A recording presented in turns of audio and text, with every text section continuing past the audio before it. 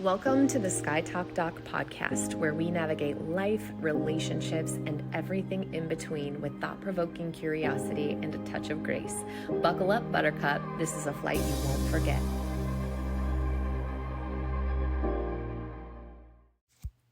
Before we get into today's podcast and our amazing guest, I just want to tell you, you're not broken. You're just wired for survival in a world that doesn't always feel safe. Maybe you keep people at a distance because deep down you don't feel very lovable, or maybe you overachieve because a part of you believes you're not enough. But that's not weakness. It's your brain doing its best to protect an old wound. But here's the thing. What protected you then might be sabotaging you now. If you're tired of the same arguments, same spirals, or feeling unseen in your relationships, take the 7 Primal Wounds quiz at 7primalwounds.com to find out what your wound is and stop the same crappy patterns, chaos, and relationship conflict today. Good morning, Adam, and welcome to the Sky Talk Doc podcast. I am so excited to have you here today because we are going to talk about 2 things that I totally geek out on, which is books and publishing and aviation. I mean, this is just going to be like probably the best podcast I've ever had in 300 episodes. So you are the founder and CEO of Forbes Books, and you are also an aviator. So we're going to talk about these things today. I would love for you to just share with the listeners a little bit about how you got where you are in life. How did you land in the publishing world? And then we'll, go from there. Yeah, perfect. Well, thank you so much for the invitation to be with you. This is a great treat because these are 2 topics that I love to talk about as well. We'll start with the business, which is writing and publishing books. So I started in this business 20 years ago. I promise you, no kid grows up wanting to be a publisher. And that was the case for me too. I got very fortunate when I was in high school. My parents looked at me and said, "Adam, you have got to get a job this summer." And I grew up in Central Florida where it is very hot. And so for most, you're either bagging groceries at Publix supermarket or you get lucky and get an inside job. So I had an air-conditioned job working as an intern for a publishing house. And really, our next door neighbor was an executive at the company, and he had hooked me up with this opportunity. Didn't think that it would turn into anything, but I ended up starting there and really kind of fell in love with it. I really enjoyed the process of how books were created, how books were published, how they were marketed, promoted, and distributed. And I've always been a big reader myself. I do believe the right book in the right person's hands can change someone's life forever. And so I spent 2 great summers working at this company and I went off to college. And when I went off to college, I really wasn't thinking that I would be a publisher. But, fate has a way of intervening. And when I was in school, the gentleman who I had worked for called me and he said, "Adam, I'm leaving the company to start my own publishing business. And when you graduate, I'd love to know if you'd want to come work with me." And he actually cut me into the deal as a partner in the company. Now, as a 21-year-old growing up, graduating from college, having the opportunity to be a part owner in a business was really cool. I didn't feel like I could pass that opportunity up. So I graduate, I start working with him. And even though he and I ultimately didn't last as business partners, what I did know is that I loved the publishing industry. And so a year or 2 later, I actually went out on my own and I started Advantage Media, which today is aligned with Forbes and Forbes Books. Of course, we also have Advantage Books, Entrepreneur Books, and a number of other great brands. But today I get to work with really cool people like you, entrepreneurs, CEOs, incredible leaders, to help them share their authority and thought leadership with the world in book form. And that's amazing because often I think the people that have great ideas are not the greatest self-promoters. I don't think they always go hand in hand. So that's great. As you were talking, I was kind of chuckling because when I was, younger, my parents also said, "You need to go get a job." And I got two jobs. And one of them was being a grocery clerk. So I was bagging groceries. And I kind of laughed because I remember that we used to know which ones wanted help out. And we would like intentionally not be at that check stand when we saw that person come up, like, oh, I'm busy. I got to be over here so that you didn't have to go outside because it was so hot. And also the snow, too. I remember when it was snowing or raining, they always wanted help out. And you're like, oh, this is horrible. So I Right. kind of laughed at that. Yep. And then the other job that I took was actually working as a typesetter for the local newspaper. And I went on to become the editor of that newspaper eventually in life, which is kind of interesting. And that's really where my love of the publishing industry also started. And I'd always been, I love journaling and things like that. My first journal was the third grade. So it was kind of synergistic. And the editor at the time was also the publisher. It was a small newspaper. We eventually Mhm. got bought by a bigger system, but he was one of my greatest mentors. I mean, the things that he taught me in life while I was sitting there. I mean, we used to get, faxes off the wire and Mm. we had to retype them. And so that was the typesetting. And I was typing, I don't know, probably 75, 80 words a minute when I was 16 on an old, I mean, we're talking original PC style. Yeah. So it's kind of interesting to hear you share that backstory too. Yeah, I'll tell you what, I learned so much during that 2 years of summer internship, and then, the year or so I spent working with the boss, who was really a mentor to me and, really kinda took me under his wing. I mean, the things I learned in those 3 very short years continue to serve me to this day. It's wild. It really is. And on that note, this is a great pivot. So what brought you into aviation? At what point did you say, I think I'm going to go fly little airplanes that have a lawnmower engine on them? I'm curious. I wanna tell you a great story because probably some of your listeners can relate. I, had always loved airplanes and, I was the little kid that wanted to get to the airport early before our flight so I could watch the planes take off and watch the planes land. So I've always had a bit of a fascination with airplanes, but had not really, when I was young, thought, "Oh, I wanna go be a pilot." So, a good friend of mine, his name is Nate DePore. He's an author of ours, he's a dear friend, he is a pilot himself, and for many years, he had said, "Adam, you should get your pilot's license because as an entrepreneur, you could travel, you could see authors, you could see prospects, like, it would make business so much easier." And, kinda went in. That's what they say. Yeah, That's what they say, sure. right. Now that may be a bit of a myth, but, went in one ear, kinda went out the other, and so I'm driving home from Atlanta. I live in Charleston, South Carolina. Atlanta to Charleston is a 5-hour drive, and it's a pretty boring 5-hour drive, and he calls me, and he says, "Hey, Adam, what are you doing?" And I said, "Actually, I'm driving home from Charleston. I had a business meeting in Atlanta." And he erupts on the telephone and he says, "How many times have I told you you need to become a pilot?" He said, "Your 5-hour trip would be an hour and a half." And it must have been a moment where I said, "Okay, you're right." So literally the very next week, I went and did a discovery flight. I Yep. enrolled in flight training at the local airport, and the rest, as they say, is history. So I am a commercial pilot, instrument and seaplane ratings. Now, I don't fly a vintage like you.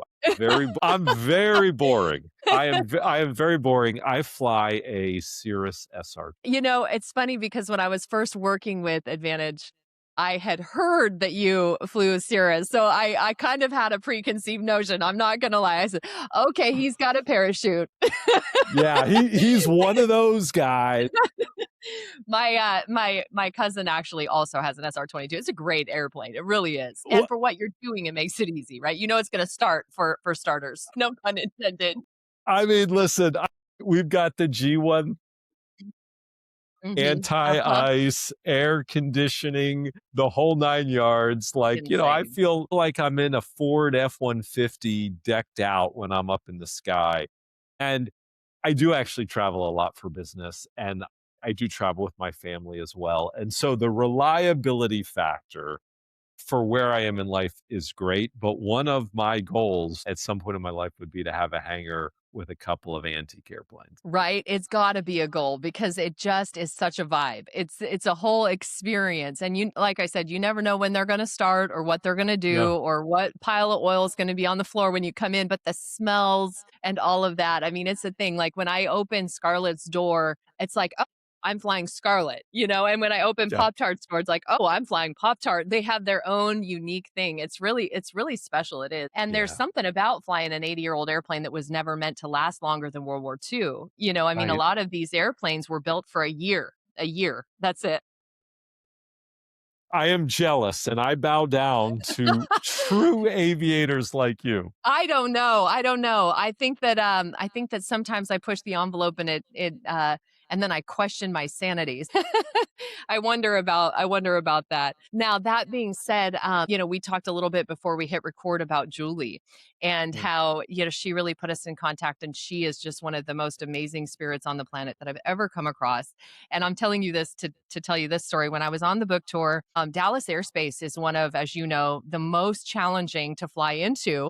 I have a radial old school airplane. I mean, no ADSB. We're doing all the things. I have to get specials and all of this to get anywhere close to that airspace. And I said, I'm doing it. I've got to meet Julie in person.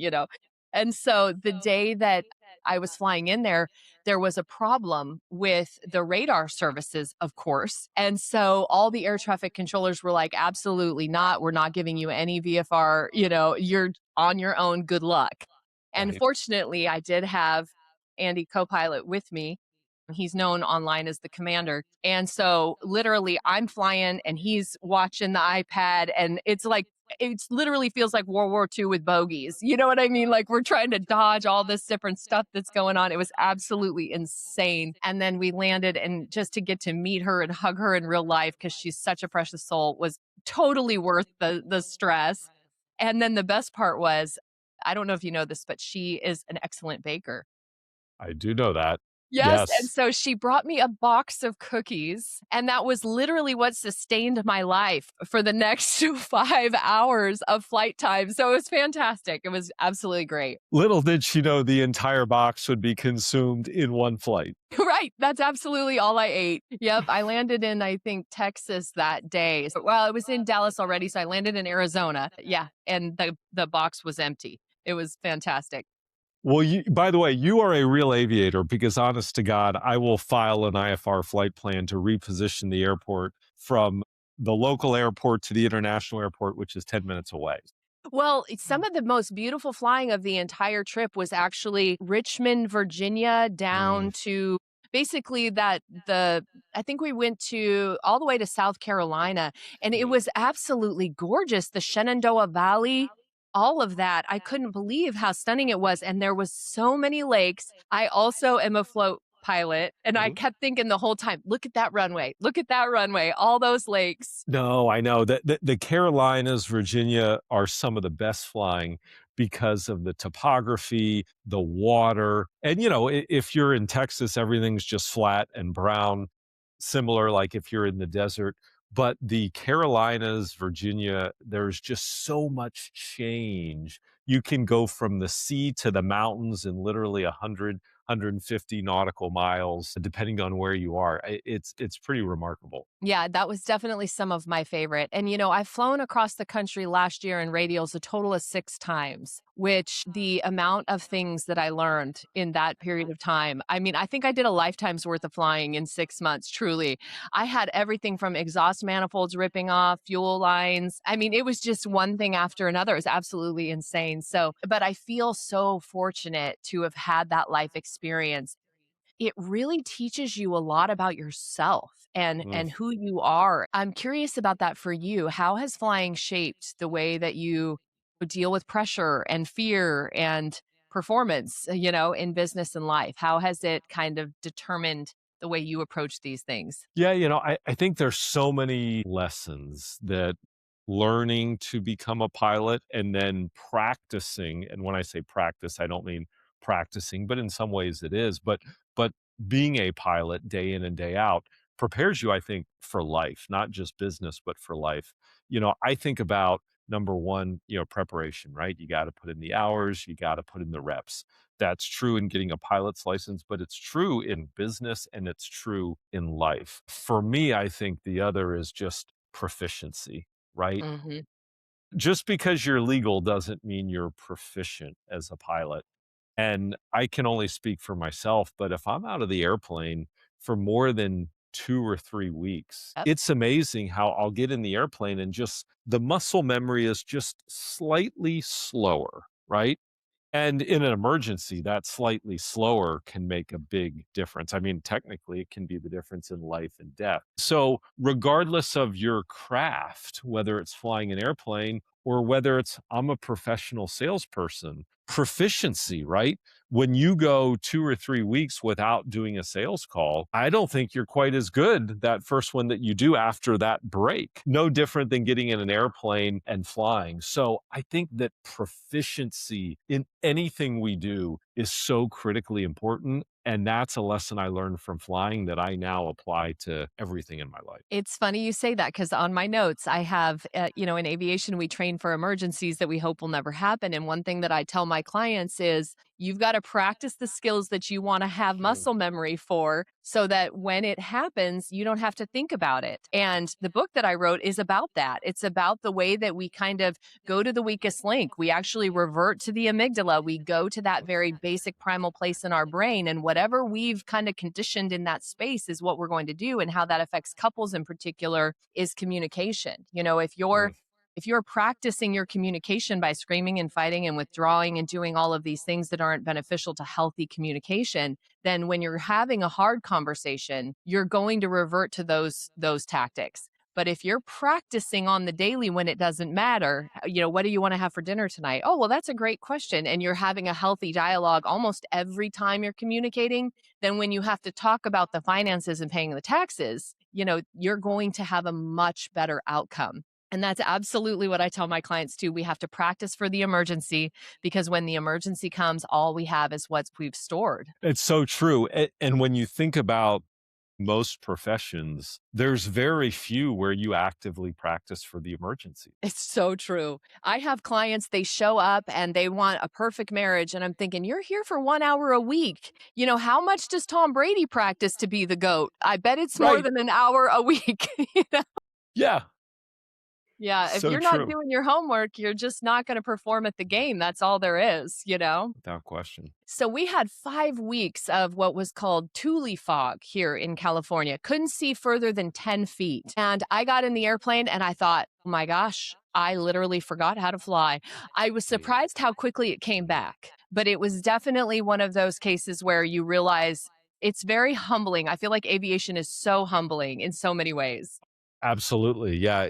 Once for me, we had a mechanical issue with our plane recently, unexpectedly. The mechanical issue happened immediately after it came out of maintenance. Mm, By the way, the most dangerous time to fly is yeah. immediately after maintenance. Yeah. And the airplane was out of service for 8 weeks. Wow. Wow. And so unexpectedly, I was out of the cockpit for 8 weeks. And my first flight was last Thursday. And it was one of those IFR flight plans uh, Oh into a boy. into a big airport. But as soon as I was up in the air, I felt comfortable and right back at it. But those first few moments when I'm in the airplane, again after a 2 month layoff, I'm kind of looking around, and it just took a minute for it to kind of click back. And it wasn't instant like that. Where if usually I fly almost once a week, and so because of that, familiarity is so close. Yeah, a layoff, even a couple weeks, but a 2 month layoff, I mean, it makes a difference. And so I think the proficiency thing is so applicable to life. And, instrument flying is one of those things. I'm also instrument rated. I have a commercial and a multi. And instrument flying is just one of those things I've never come to enjoy. Mm. And it's funny because people love it or hate it. Like there are people like, oh no, I like my flight plan. I like it telling me exactly what to do. I'm going to kick back and eat my snacks. And for some reason with me, I just have a really tough time. And I think it actually has to do with I kind of tend to go to the parasympathetic nervous system quickly, which is like the vasovagal kind of fainting goat Mm. response to stress. And I often tell people that are learning to fly here, it's important to know your emergency response Mm, because if you know how you respond when you feel threatened, it just shapes the way that you can approach flying altogether. I know that the minute I'm in IMC conditions, I'm going to kind of tend to get real faint, real mm, woozy, and then I have to really work on that. And I think it's mhm. really helpful to know those things about yourself and how you respond. And for everybody, it's different. Everyone has their, so for some people, ironically, it's talking on the radio that they go into that panic. "Oh, no, Right. I don't know what to say. I don't have that problem. I can talk all day long." Yeah, you and me both. I do think that another great lesson is to paraphrase something that's been said so many times. This idea of keep calm and carry on. But Mm. there is so much truth to that. It's funny. There was someone who was asking me about flying, and they had expressed interest in flying, and their spouse was with them, and their spouse is like, "You could never be a pilot. You react to everything." And I quickly realized I was not going to get in the middle of that debate. But this idea of the only way that you successfully navigate an emergency is you've got to stay calm. You've got to stay calm. You've got to run your checklist, right? you know, aviate, navigate, communicate. And, you've just got to have a sound mind. And again, going back to a lesson for life, right? Like when your child, I have two small kids, does something crazy, you've got to stay calm, right? If they do something to put themselves or others, at risk, you got to address it quickly, but you got to stay calm. And all those little eyeballs are watching how you react and training themselves to react accordingly. And so that's just another one of those lessons from flying that I think is so applicable to life, not just business, but to life. Absolutely. And it's hard to do when we're hardwired to kind of react, to find a space that's intentional and really kind of slow everything down. I think that's the really important part is how can you really evaluate your situation before you make a decision? Because sometimes, the decision that you make is life or death. It really is. Interesting thing. I don't know if you know this factoid, but it's kind of interesting. So Amelia Earhart was actually married to Putnam, and Putnam was a publisher. That's right. That's right. I did know that. I did know that actually. And the reason that she got so famous was because he used his That's right. publishing world to bring her to the light. And actually, there were a lot of other aviators, not to dog on Amelia, but there were a lot of other aviators that were doing amazing things at the time that didn't even get two Mm. cents in the media because they didn't have Putnam. It's kind of an interesting. It is. I remember reading an article on her not long ago, and I had learned that. And I was like, wow, what a fascinating story. And to your point, probably the reason that she's the name we can all recite today. Yeah, it's so definitely part of her legacy and story, but it just goes to show how powerful publishing was, at least during that time, and I think still today as well. No question. So if money's no option, and this is a Mm. hard one, but if money's no option, what airplane are you buying? Well, again, probably boring. I really want to fly jets. Okay. You I want a really want Gulfstream to. or a Citation or a Pilatus or Well, yeah. So if money was no object, sure, maybe you go for a Gulfstream. That'd be pretty cool. They have great ramp presence. But the plane that I would shoot for, and it's probably more doable, if you will. I love and am just fascinated by the new Pilatus 24. PC-12? Oh, 24. The Okay. 24, which is the jet. The 24, which is the Yeah. jet, I think is absolutely cool. I love the 12 too. I have been in an Epic 1000. Mm. Those absolutely rock. And I think the Cirrus Jet is a pretty cool plane too. It doesn't have a significant payload, but it's a pretty cool airplane.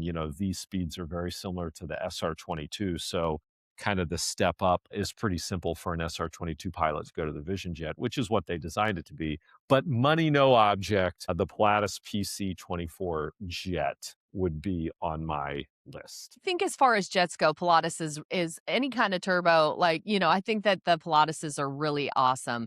I also have seen the Kodiaks, and those are Mm, comparable, but they don't have the full blown jet. They don't have that. But I do think that fuel starts to become, like you said, when you're thinking about that stuff, the burn on that alone is insane. I mean, I yeah. think it's like something stupid like 90 gallons an hour or more than that, and it's I mean, it's jet fuel. It's not low lead, right? That's right. I mean, to put it in comparison, there's a lot of people that interchangeably use the term millionaires and billionaires. And a millionaire is not anything like a billionaire, right? Right, right. Using those two terms in the same sentence is not correct. Similarly, a piston pilot and a jet pilot, at least in terms of your cost per hour for operating, not in the same sentence, right? Not in the same sentence. This is apples and oranges for sure. Actually, Yeah, it's, a squash and a hamburger. It's totally that's right. different. Yeah. That's right. I used to want a Howard DGA. I thought that was pretty Mm, awesome. But then I ended up with the Gullwing, and they're pretty mm. comparable. Although the DGA is substantially faster, the payload's really nice on the Gullwing. So my money no object is the Grumman Goose now. Yeah. See, you're the real pilot, right? I mean, you've got the classic planes. I'm the boring guy, the Cirrus, the jet. Well, Nobody you're cares getting about that. somewhere, and people on the freeway are passing me. So I actually have a story. We were coming in Scarlet over Utah and coming into Nevada on Highway 80, and it is as straight as the eye can see. As far as you can see, it is cars on the highway, and they were literally passing us because the headwind was so bad that day. And I'm thinking, this is interesting. Like, this is actually borderline embarrassing at this point. I did eventually make it over to Wendover for fuel, but I was like, wow, I think everybody on the freeway beat me. Yeah, I'm a little too practical. I love aviation, and the practical use of it is very important to me, right? Like that the application of getting from point A to B safely, efficiently, with great speed and ease. I'm a little too logical to be a true aviator like Oh my goodness. Well, I do think that with young kids, you're making the right choice to fly the Cirrus. That's just the way to go. I definitely think that's smart. So, one last question. I know we have to wrap up. If you had to give some advice to people that might be listening and starting out in life, and or maybe life just hasn't gone the way they've wanted it to go, what would you tell people that is a good tip to be able to achieve the goals that they might have or the dreams that they're dreaming? What is some advice, life advice that you give people? So if we were to get in an automobile, you have a windshield and a rear view mirror. And for very good reason, your rear view mirror is about 1/100th the size of the windshield, right? Your windshield's 100 times bigger than the little rear view mirror. And I think that's a great analogy for life, right? That what's in front of us is far more important than what's behind us. And so many people use what's behind them as either a crutch, or they use it as weight on their shoulders, an albatross around their neck that really prevents them from taking a step forward and achieving better. Now, if we were to get into an airplane, a piston airplane, the windshield is far bigger than the back window. We don't even have rear view mirrors No in rear airplanes. views. And guess what? If you get in a jet, there's not even a window in the back. All Right. you're doing is looking ahead. And I Focus. actually think it's a great analogy, right? It's a great analogy that, like, you've got to be focused on what's in front of you. You can't be reliving what's behind you, what didn't go right, what somebody did to you, or something that happened to you that was out of your control. You got to get rid of it all, whether it's in business, whether it's in life, in anything. You just have to focus on what you can control, which is what's in front of you, not what's behind you. So my advice to anybody, and it's apropos, right? It's January. It's a bright, new, shiny year that we are entering into. Put the past in the past and stay focused on your future and make it all that you can. I love that so much. You've got to set the past aside and focus on what you can change and what you can do now. And it's funny that you picked that because in the book that is publishing through your company, there is an entire chapter on that and an exercise about how they can literally fill in the windshield and let the rear view go. I mean, that's just so perfect. I mean, it's ironic. It must be an aviation brain thing. I would tell you if I had seen the book and stole No, that idea for I'm this, sure and I you did not. did. I did not. I did not. But now you're definitely going to have to see the book and tell me if I've covered it. Yes, it's such a great analogy It for really life. is, and I love the way that I work with people is analogous. I just think it people can think in concept. They can go, oh, I get that. Okay, the brakes on the freeway. Yes, that's how my brain responds to this emotion. That's why, I use a lot of analogy and metaphor. I just really feel like it helps people put highly complex concepts into action for sure. Well, we're excited about your book.